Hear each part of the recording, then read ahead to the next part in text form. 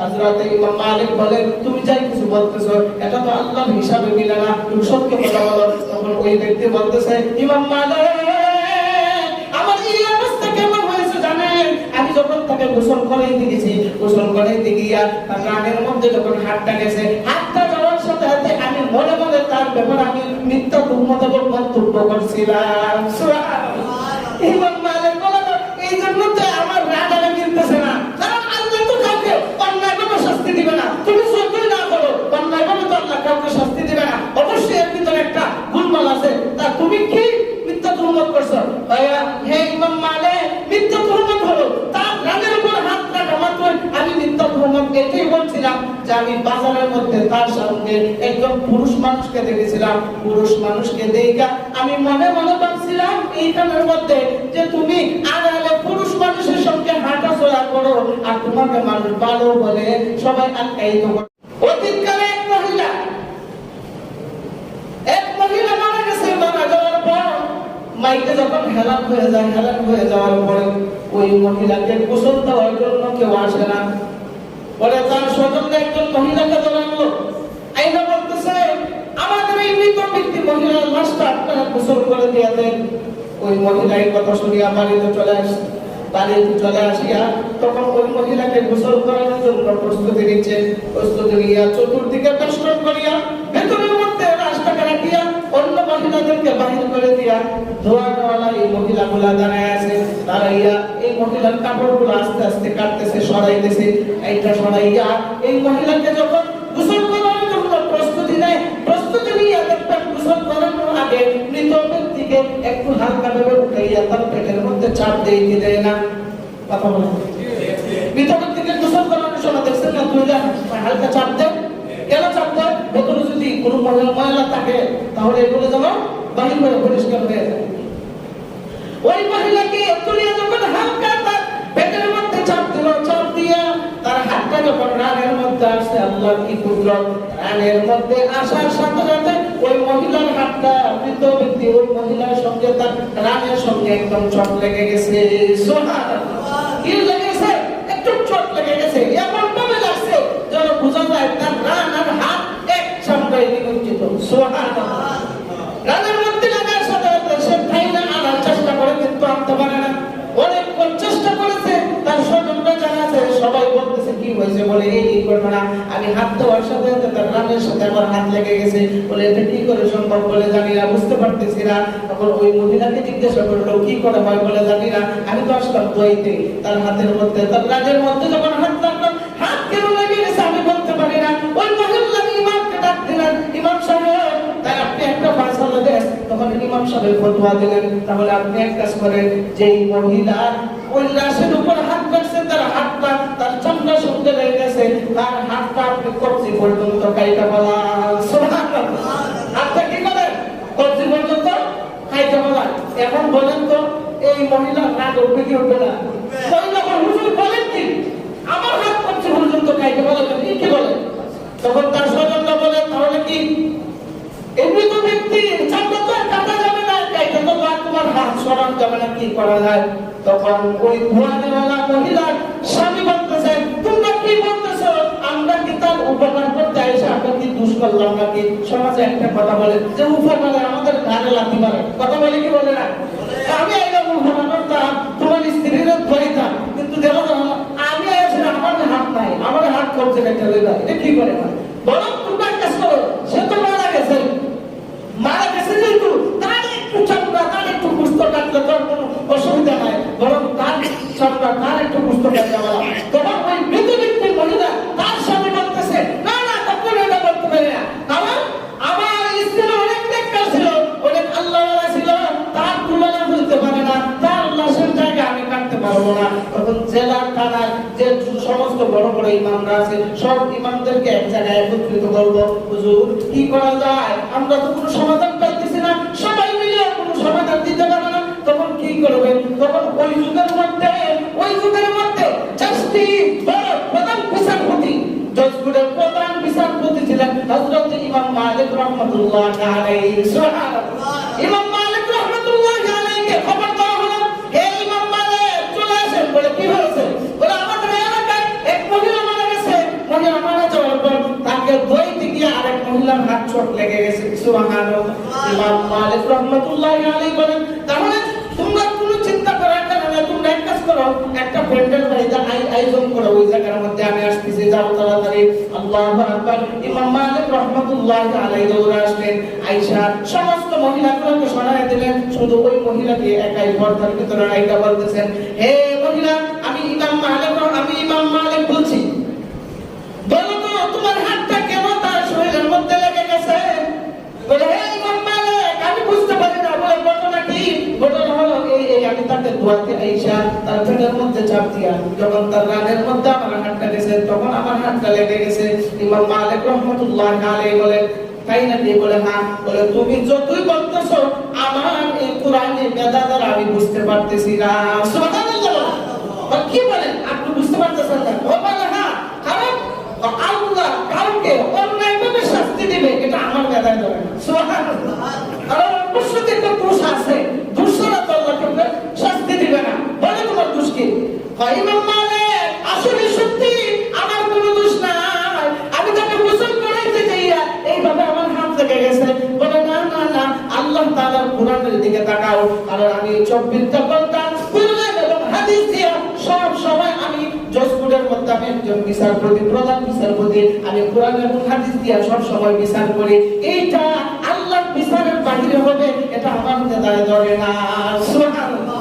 এমনি বলেন, ও মহিলা, তাহলে শুনো, আল্লাহ তাআলা কি বলেন? ওয়া তাম্মাত কালিমাতু রাব্বিকা সিদকান ওয়া আদলা লা মুবাদদিলা লিকালিমাতিহি ওয়া হুয়াস সামিউল আলিম। সুবহানাল্লাহ। আল্লাহ তাআলা বলেন, এই কোরআনকে আমি তিনটা জিনিস দ্বারা সাজাইছি, তিনটা জিনিস দিয়ে দিয়েছি। এই তিনটা জিনিস হলো বড় চমক। এক নম্বর হলো কোরআনের মধ্যে যত আমি আল্লাহ কথা বলেছি, একটা কথা কখনো মিথ্যা হতে পারে না। সুবহানাল্লাহ। একটা কথা আল্লাহ মিথ্যা হতে পারে না, কারণ আল্লাহ তাআলা কোরআনে যা কিছু বলেছেন, যা কিছু একমাত্র সব কার কথা? কার কথা? আল্লাহর কথা। দুই নম্বর হলো এটার মধ্যে আল্লাহ তাআলা এমন এক ন্যায় বিচার দিয়েছেন, যে ন্যায় বিচারের আয়াত দ্বারা আমি স্বয়ং ইমাম মালিক জজকোর্টের মধ্যে আমি বিচার করি। সুবহানাল্লাহ। তুমি যতই বলো আমার মাথায় তো ধরে না। তিন নম্বর হলো কিয়ামত পর্যন্ত কোরআনের মধ্যে যত আয়াত আছে একটু পরিবর্তন হবে না। সুবহানাল্লাহ। বলেন তো কোন কিছু পরিবর্তন হয়েছে? এই তিনটা কথা বললেন, যে এই তিনটা জিনিস দ্বারা আল্লাহ তাআলা কোরআনকে সাজিয়েছেন। কোরআনের কথা কখনো মিথ্যা হতে পারে না। কোরআনের মধ্যে আল্লাহ ন্যায় বিচার রেখেছেন। কোরআনের মধ্যে যা কিছু আছে একটু পরিবর্তন হবে না। পৃথিবীতে যাই কিছু পরিবর্তন হোক, পরিবর্তন হবে না। এক পর্যায়ে তখন ওই মহিলা বলতে বাধ্য হয়েছে। সুবহানাল্লাহ। ইমাম মালিককে বলে, ইমাম মালিক, আমার এই অবস্থা কেমন হয়েছে জানেন? আমি যখন তাকে গোসল করাইতে গেছি, গোসল করাইতে গিয়া তার রানের মধ্যে যখন হাতটা গেছে, হাতটা যাওয়ার সাথে সাথে আমি মনে মনে তার ব্যাপারে আমি মিথ্যা তুহমতার মন্তব্য করছিলাম। সুবহানাল্লাহ। ইমাম মালিক বলে, এই জন্য তো আমার রাগ আর মিলতেছে না, কারণ আল্লাহ তো কাউকে অন্যায়ভাবে শাস্তি দিবে না। তুমি যতই না করো, অন্যায়ভাবে তো আল্লাহ কাউকে শাস্তি দিবে না। অবশ্যই এর ভিতরে একটা গুণমাল আছে। তা তুমি কি মিথ্যা তুহমত করছো? হে ইমাম মালিক, মিথ্যা তুহমত হলো তার রাগের উপর হাত রাখা মাত্র আমি মিথ্যা তুহমত এটাই বলছিলাম যে আমি বাজারের মধ্যে তার সামনে একজন পুরুষ মানুষকে দেখেছিলাম। পুরুষ মানুষকে দেখা আমি মনে মনে ভাবছিলাম এইখানের মধ্যে যে তুমি আড়ালে পুরুষ মানুষের সঙ্গে হাঁটাচলা করো, আর তোমাকে মানুষ ভালো বলে সবাই আখ্যায়িত করতেছে। আচ্ছা বলেন, কেউ যদি কোনো মহিলাকে নিয়ে বাজারে যায়, অনন্তর দলে তো যাইবে না, হয়তো তার বোন থাকবে, না হয়তো তার স্ত্রী থাকবে, না হয়তো তার আত্মীয় স্বজন, কেউ একজন থাকবে। অন্যায়ভাবে তো কারো মেয়েকে নিয়ে এভাবে চলাফেরা তো করতে পারবে না। অবশ্যই তার কোন কারণ থাকবে। তুমি যে এই মিথ্যা প্রমাণটা দিলা, তুমি কি জানো এই নারীর ব্যাপারে? এই নারী একজন আবেদা সালেহা তাকিয়া নেককারী নারী, তার বিরুদ্ধে মন্তব্য করার কারণে আল্লাহ পাক রব্বুল আলামিন এই তোমাকে এই শাস্তিতে রূপান্তরিত করেছেন। সুবহানাল্লাহ। এখন তো ইমাম মালিক, এখন কি উপায়? উপায় হলো তুমি যদি চারজন সাক্ষী যদি তুমি হাজির না করতে পারো, হাজির যদি না করতে পারো, তোমাকে 80টা বেতের আঘাত করা হবে। সুবহানাল্লাহ। শুধু তাই নয়, 80টা বেতের আঘাত করার পরে যদি তোমার হাতে এই জায়গা থেকে চুলাটা যদি না ছুটে, ওই মৃত মহিলার সঙ্গে তোমাকেও দাফন করা দেবে। এখন মহিলা জোরে জোরে কান্না শুরু করছে, হুজুর ইমাম মালিক সাহেব আল্লাহর রাস্তায় আমাকে বাঁচান, আপনি তো একজন জাস্টিস, আপনি একজন প্রধান বিচারপতি, আপনি না ছাড়া কেউ নাই, আপনি আল্লাহর কোরআন দিয়ে আপনি আমাকে বিচার করেন। আল্লাহু আকবার। ইমাম মালিক বলে তাহলে নাকি, বলে তুমি যদি কোরআনের বিচারে হতে চাও তাহলে এই মুহূর্তে তোমাকে 80টা বেতের আঘাত করা হবে। বলেন সুবহানাল্লাহ। আমাদের সমাজে আমাদের রাষ্ট্রের মধ্যে যদি কোরআনের আইন চালু করিয়া প্রধান বিচারপতি সুলতান না হইয়া যদি ভালো মানুষ যদি হইতো, অন্যায়ভাবে কাউকে এইভাবে মিথ্যা বহুমত দিয়ে কাউকে জ্বালা যন্ত্রণা করতে পারত না। এইভাবে যদি প্রধান বিচারপতি হইতো, জাস্টিস হইতো, ইমাম মালিক রাহমাতুল্লাহি আলাইহি বলেন তাহলে তোমাকে 80টা বেতের আঘাত করা হলো। ঠিক আছে, আমি প্রস্তুত। জল্লাদকে আঘাত দেওয়া হলো, চামড়ার চাবুক এই না একে একে দাপে দাপে বিচার করা হইতেছে। আর কথা হয়েছে যদি 80টার ভিতরে যদি না ছুটে তাহলে তোমাকে জিন্দা দাফন করে দেওয়া হবে। মহিলা কান্না করতেছে, ওইদিকে কোরআনের আইন অনুযায়ী বিচার হইতেছে, মহিলা কান্না করতেছে। জল্লাদ মারতে মারতে যখন 80টা খেয়েছে, হাত পা ছুটে না। সুবহানাল্লাহ, হাত পা ছুটে না। ইমাম মালিক বলেন আল্লাহ তাআলা কোরআনের বিচারটা কখনো মিথ্যা হতে পারে না। ইমাম মালিক অবাক হয়ে গেছে, জল্লাদকে বলে আর পাইব না, 79টাই দাও। আসলে দেখি একটু সময় অপেক্ষা করি, অবশ্যই আল্লাহ ফয়সালা দিবে। অনেক সময় অপেক্ষা করলো, কোনো ফয়সালাই হয় না, আর তো ছুটে না। ইমাম মালিকও চিন্তিত, সুবহানাল্লাহ, বিচারপতি চিন্তিত। উনি চিন্তা করতেছে আল্লাহ তাআলা যে অর্ডার দিয়েছেন, যে শাস্তি দিয়েছেন, এই শাস্তি অনুযায়ী আমি শাস্তি বিচার করতেছি, কিন্তু দেখা যায় হাত ছুটে না। এবার ওকে জুহাইয়া ওই জল্লাদকে বলতেছে আল্লাহর উপর তাওয়াক্কুল করে একটা বাড়ি দিয়ে দাও, যা হবে তোর থেকে যা আছে ফয়সালা হবে, আর চিন্তা করে না। আল্লাহু আকবার। এই জল্লাদ আল্লাহর উপর তাওয়াক্কুল করে ইমাম মালিকের সামনে যখন আরেকটা বাড়ি দিয়ে দিয়েছে, সাথে সাথে মহিলার হাত গা থেকে ছুটে গেছে। সুবহানাল্লাহ, এটাই হলো কোরআনের বিচার। তখন মহিলা বলতেছে ওই ইমাম মালিক আর কি কোনো বিচার হবে? আল্লাহ তাআলার ওই প্রিয় বান্দা ইমাম মালিক বলে কোরআনের আইন অনুযায়ী যদি কোনো মানুষের বিচার পৃথিবীতে হয় না, ওই বিচারটা আখিরাতে হয় না। সুবহানাল্লাহ, হয় এই বিচারটা আর আখিরাতে হয় না। সুতরাং তুমি আখিরাতে আর তোমার কোনো বিচার হবে না, যেহেতু কোরআনের আইন অনুযায়ী তোমাকে বিচার করে দিয়েছি, আর তোমার কোনো চিন্তা নাই, তুমি আল্লাহর দরবার থেকে মাফ পেয়ে গেছো, এই জন্য হাত ছুটে গেছে। সুবহানাল্লাহ। এই জন্য একে অপরের ব্যাপারে মিথ্যা তুহমত দিবে না। যারা মিথ্যা তুহমত দেয় আল্লাহ তাআলা তাদের ব্যাপারে বলতেছেন ওয়াল্লাযীনা ইয়ারমুনাল মুহসানাতি সুম্মা লাম ইয়াতু বিআরবা'তি শুহাদা'a ফাজলিদুহুম ইলা আখিরিল আয়াত। আল্লাহ রাব্বুল আলামিন বলে যদি কোনো মানুষ নেককার মহিলার উপর যদি মিথ্যা তুহমত দেয়, মিথ্যা দোষ যদি চাপায়া দেয়, মিথ্যাভাবে যদি কারো উপর এইভাবে মিথ্যা তুহমত দেয়া দেয়, তাহলে তার বিচার আল্লাহ কত বলছেন? 80টা বেতের আঘাত। কতটা? আর জোরে বলেন। আর কি সমাজ লাগে?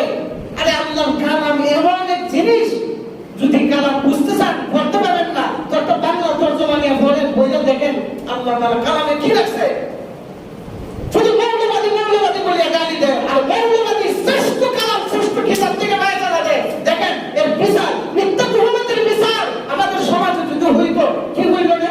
80টা বেতন আঘাত করলো জীবনে, বিচার করে কি করলো? ওই জরিমানা দিল, জরিমানা টাকা খাইবার দান্দা, জরিমানা দিল। অথচ এই মিথ্যা তুহমতের বিচার স্বয়ং আল্লাহ দিয়েছে, তার 4জন সাক্ষী উপস্থিত করো, যদি সে 4জন সাক্ষী উপস্থিত না করতে পারে তাকে 80টা বেতন আঘাত করো। সুবহানাল্লাহ, এত সুন্দর ন্যায় বিচার আল্লাহ কোরআনে দিয়ে দিয়েছে, এরপর কোরআন মানুষ বুঝতে চায় না।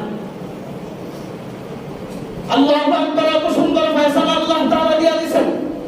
এই জন্য একে অপরের উপর আমরা কোনোদিন মিথ্যা তুহমত দিব? মিথ্যা তুহমত দিব? গীবত কাকে বলে? আগে বলছি গীবত কাকে বলে? আমি একটা দোষ করছি, এই দোষটা যদি আরেকজন মানুষের কাছে গিয়া বলে শুনছনি ইমাম সাহেব এটা করছে জানোনি, এই যে আপনি ওনার কাছে এটা বললেন, এটা হলো গীবত। এটা কি গীবত? আরে ভাই তুমি আমার দোষ তালাশ করো, তোমার দোষ তুমি তালাশ করো, তুমি অন্যজনকে জিজ্ঞাসা করো বলো ভাই আমার ভিতরে কি কি দোষ পেয়েছো তুমি আমাকে জানাই দাও, আমি নিজে নিজে সংশোধন করব। সুবহানাল্লাহ, এইটা হলো আসল প্রকৃত মুমিনের গুণ। আর অন্যজনে কি করলো না করলো, অন্যজনের ব্যাপারে কি বলতে গেলেন, মিথ্যা তুহমত দিলেন, অথচ তার কোনো কাজ, এই ব্যাপারে কোনো কাজ নাই, এ কোনো কাজ করে নাই, অথচ মিথ্যা তুহমত দিলেন, মিথ্যা মামলা দিলেন, মিথ্যা মামলা দিয়ে তাকে জেল জুলুম কাটাইয়া এইভাবে অবাধ তাকে কষ্ট দিলেন। আল্লাহ বলেন তার বিচার হলো শেষ 4জন সাক্ষী উপস্থিত করবে, যদি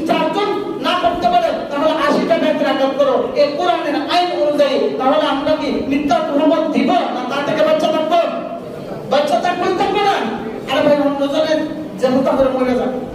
হ্যাঁ, আপনার একটা ইমানি দায়িত্ব আছে, বলে ভাই আপনি এগুলোর থেকে ফিরে আসলে অনেক ভালো হয়, অনেক ভালো লাগে আমার কাছে অনেক ভালো লাগে আপনি যদি এগুলোর কাছ থেকে ফিরে আসেন। এরপরে যদি কথা না শুনে জাহান্নামে মরে যান।